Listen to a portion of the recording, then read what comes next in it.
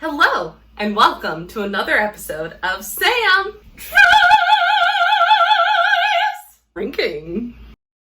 Today, we will be returning to the Outlander cookbook for the Comte St.Germain poison.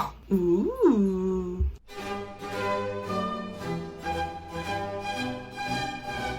For this sophisticated cocktail, you're gonna need gin, 1.5 ounces, a 1/2 ounce of elderflower liqueur. Technically, it asks for Saint-Germain elderflower liqueur, but I could not find that. So I have this.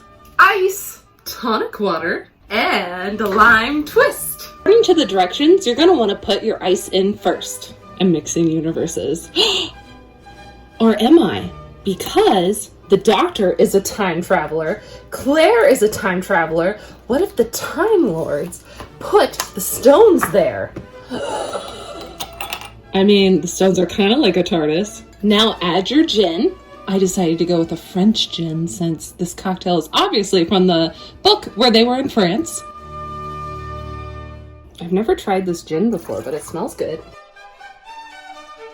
Now it says to top off with your tonic water, stir, and serve. It does not say how much tonic water though, so I'm gonna go with double my gin. I'm gonna go with a 1/2 here. That looks good, right? Stir.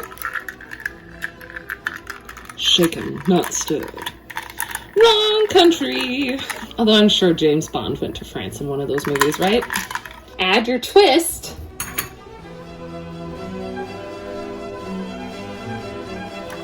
And serve.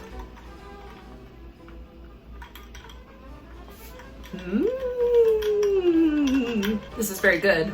This is poison, and I would happily die this way. 10 out of 10, I say. I love gin and tonics, but most of the time I'm too lazy to put ice in it. But the ice just like adds a nice little extra clink.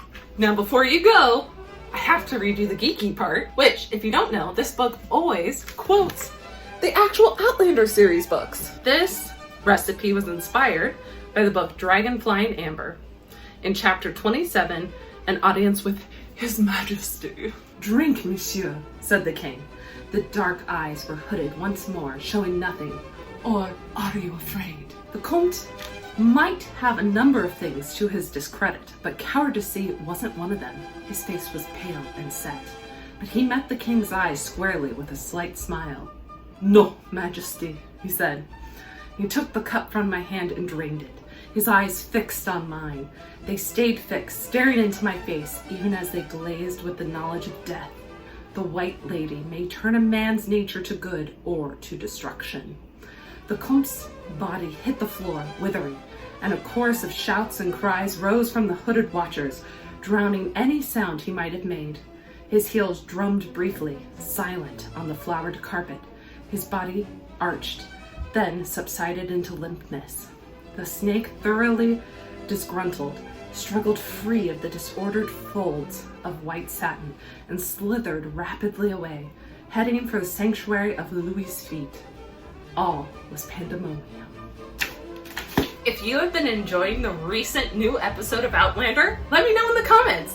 Until then, see you next time. Sing me a song of a lass that drinks. Oh, may that lass be I.